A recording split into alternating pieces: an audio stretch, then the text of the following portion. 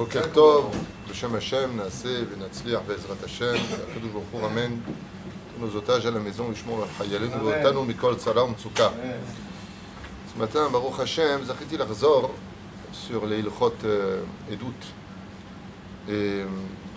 Baruch Hashem, aujourd'hui, on est à quelques jours de l'Ag Baomer, les mariages vont reprendre, on pourra aller enfin chez le coiffeur, Bezrat Hashem, et je reviendrai sur une écouda très importante sur laquelle, malheureusement, le mariage, comme je le dis souvent, c'est comme un moteur. Si tu ne fermes pas tous les boulons comme il le faut, si tu ne mets pas les Corolla là où il le faut, eh bien, ce qui va se passer, c'est que ton moteur va trembler et ta voiture ne va pas avancer comme il le faudrait.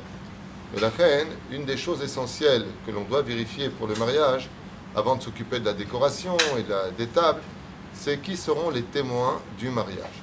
Pourquoi? Parce que si les témoins ne sont pas cachers, le mariage n'est pas valide.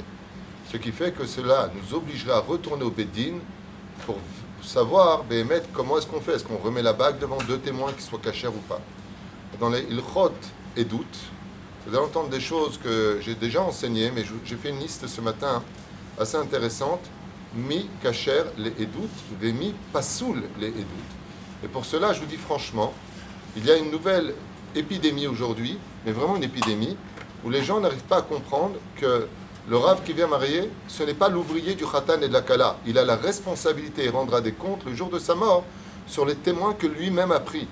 Ce qui fait que, voilà, je vous ai fait une petite liste du Shulchan Aruch lui-même sur mi kacher les edut, vemi pasoul les edut. Première chose, karov mishpacha. Malheureusement, il y a des gens qui prennent des cousins. Tout cela, bevadaï, qui sont interdits d'être témoins et le mariage n'est pas validé. Il faut retourner au Beddin. Over bemizid al averot. Ben berabanan, ben deoraita. Celui qui sait qu'il fait une avera, il le sait ouvertement. D'accord? Et il connaît, ça veut dire il sait qu'il fait un issour, pasoul le edut kipshuto. Celui qui joue à des jeux de hasard, pour lesquels il en gagne sa vie, coubiot, les cartes, le poker et ainsi de suite, patou, vada qu'il est assour les edut, il ne peut pas être témoin. Ganav ou merame, une personne qui travaille dans l'arnaque ou une personne qui vole, pasou les doutes, bichlal de oraita, mitagref, celui qui pas est entraîneur, celui qui entraîne pour avoir Bezrat Hashem une bonne santé, pour apprendre à se défendre, il peut être témoin. Mais celui qui monte pour savoir qui est le plus fort pour une coupe, pour une médaille, pasoul les edut be'echlet.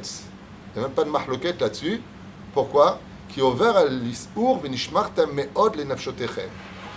Et même le Rav Yaakov Yosef, le fils du Rav Ovadia Yosef, il est possède, bichlal, qu'une personne qui fume plus de 10 cigarettes par jour, pasoul les doutes, lama, ou lo shomer al nafsho. Echata, comment tu peux être témoin alors que tu fais un isur v'nishmartem me'od al nafshotechem? Ce qui fait que toutes les personnes qui prennent des risques dans la vie, des cascadeurs et autres, qui, dans leur métier, mettent vraiment leur vie en danger parce que ça fait partie de leur métier, kulam, psulim, le edut veza alacha. Ochel baderer.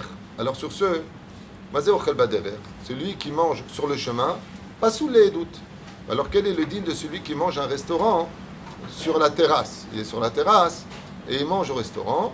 Mikre azé, mutar. Selon le Rav Yitzhak Yosef, Zemutarlo, il a le droit de manger là-bas parce qu'il fait partie intégrante du restaurant. Et la reine, l'amrot qu'il mange dehors, alors malgré tout, il est kacher les edut. Un amaharetz ou une personne qui n'étudie pas la Torah, pasoul les edut. Pour le mariage, personne qui est gentil.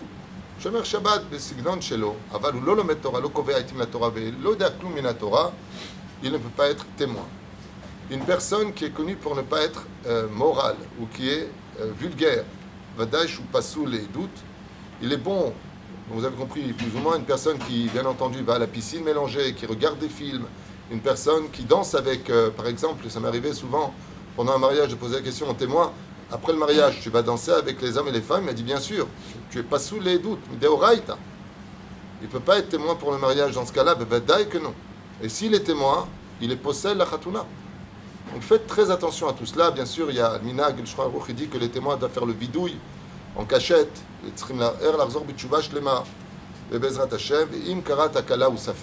hormis le fait qu'ils doivent regarder toute la cérémonie du mariage, même la nouma, la bague qui est le plus important quand il la met, quand il donne la ketouba jusqu'à la shvira du kos, jusqu'au verre cassé, les témoins doivent absolument tout avoir. Beaucoup de poskim sont chad mashmaït, celui qui possède un appareil non kasher ne peut pas être témoin pour un mariage. Pour vous dire à quel point, malheureusement, quand on veut lancer une machine et que les boulons ne sont pas parfaitement serrés, eh bien ce qui en ressort, c'est que le mariage peut être bancal toute une vie entière, tout simplement parce que les témoins que nous avions n'étaient pas cachers. D'où le fait que la Rabbanout le dit ouvertement, le Khatan et la Kala n'ont aucun droit de choisir leurs témoins, c'est au Rav de prendre cette responsabilité. Et comme je l'ai dit d'ailleurs récemment à un couple, c'est ou je vous marie comme je le veux, ou alors prenez un autre Rav. Pourquoi ? Le mariage, c'est quelque chose de sérieux, c'est un engagement, une responsabilité, dont celui qui prend toute la responsabilité pendant la Khoupa, c'est le Rav qui rendra des comptes d'avoir pris des témoins qui sont légers ou qui ne sont pas ilchatiquement, selon la loi juive, valables pour être témoins. C'est une grande responsabilité.